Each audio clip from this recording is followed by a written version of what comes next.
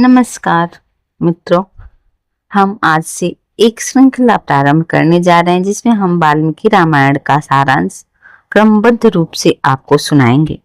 अगर आपको कोई भी त्रुटियां रह गई हो तो इसे क्षमा कर दें और चैनल को लाइक, सब्सक्राइब और शेयर कर दें।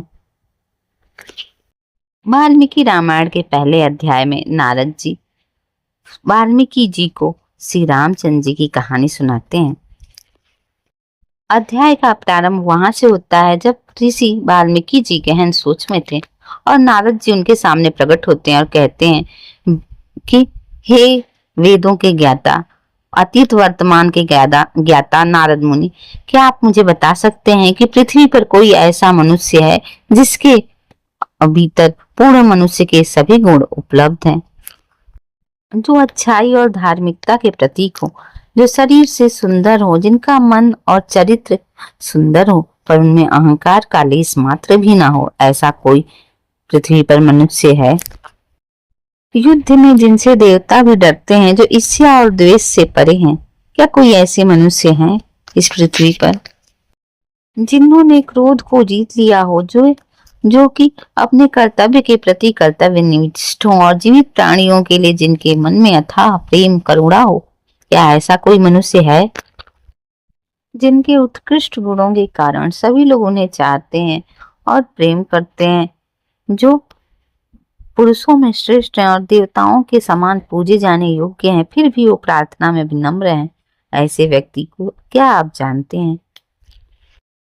जिनके दोस्त उनसे प्रेम करते हैं और दुश्मन डरते हैं, जिनकी उपस्थिति में प्रेम पुष्पित और पल्लवित होता है, क्या आप ऐसे मनुष्य को जानते हैं?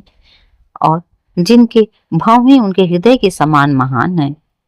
नारद जी, आप ही मेरे प्रश्नों का उत्तर देने में समर्थ हैं। इस प्रश्न के उत्तर में वाल्मीकि जी को उत्तर देते हुए कहते हैं नारद मुनि, हे सर्वेश्वर, आपने प्रश्न तो अति उत्तम पूछा है, पर ऐसे गुणों से पल्लवित और पुष्पित व्यक्ति को ढूंढना बहुत ही मुश्किल है। परंतु मेरे ध्यान में एक ऐसा व्यक्ति है जो कि इन सभी गुणों से भरपूर है और इन्हीं गुणों में, जिसमें गुणों का समावेश है, आप वो इक्ष्वाकु वंश में उत्पन्न राम हैं। उनका सौम्य स्वरूप है, फिर भी वो अब शत्रुओं को विचलित कर देते हैं।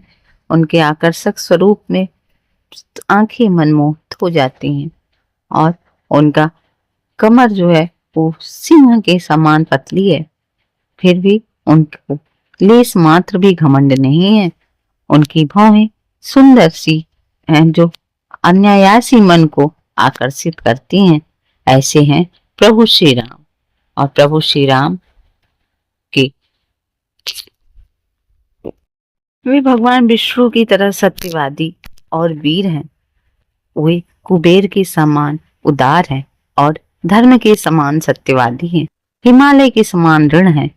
ऐसे प्रभु श्री राम की शरण में जो भी आता है उसकी नाव तो अनायासी पार लग जाती है।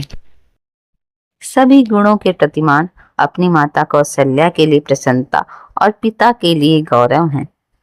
ऐसे ही पूर्ण रूप, पूर्ण सद्गुणों से सम्मोहित प्रभु श्री राम को दशरथ महाराज ने, जो कि अयोध्या के राजा थे, अपना उत्तराधिकारी घोषित करना चाहा, परंतु जब उन्होंने उत्तराधिकारी घोषित किया तो एक समस्या ही हुई कि मंथरा ने माता कैकेयी के कान भर दिए और इस वजह से उन्होंने उनसे अपने 2 वचन जो उन्हें पूर्व में दिए गए थे मांग लिए। और उन दोनों वचनों में, पहले वचन में प्रभु श्री रामचंद्र जी को 14 वर्ष का वनवास और दूसरे वचन में भरत जी को गद्दी देने का आग्रह किया। प्रभु श्री राम अगर चाहते तो वहां पे रुक सकते थे और अपना अधिकार प्राप्त कर सकते थे, परंतु उन्होंने ऐसा नहीं किया। उन्होंने पिता के वचनों को मानते हुए उन पिता के वचनों को प्रामाणिक करने के लिए वन को चले गए। उनके साथ उनके भाई लक्ष्मण, जो कि सदैव प्रभु श्री राम की आज्ञा में तत्पर रहते हैं, और माता सीता, अद्वितीय सुंदरी और पतिव्रता माता सीता भी अपने प्रभु श्री राम के साथ वन को निकल जाती हैं।